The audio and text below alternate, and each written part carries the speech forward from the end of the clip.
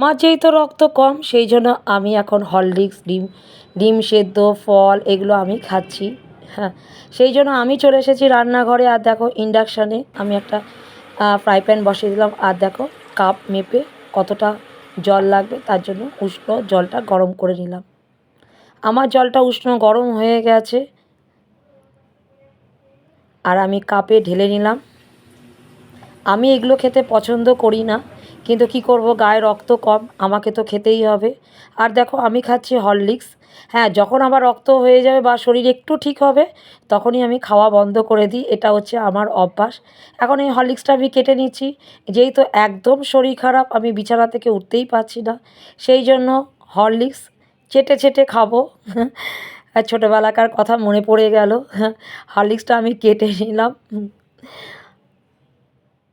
বলো কে কে এরকম হরলিক্স খেতে পছন্দ করো? আমি তো একদম পছন্দ করি না।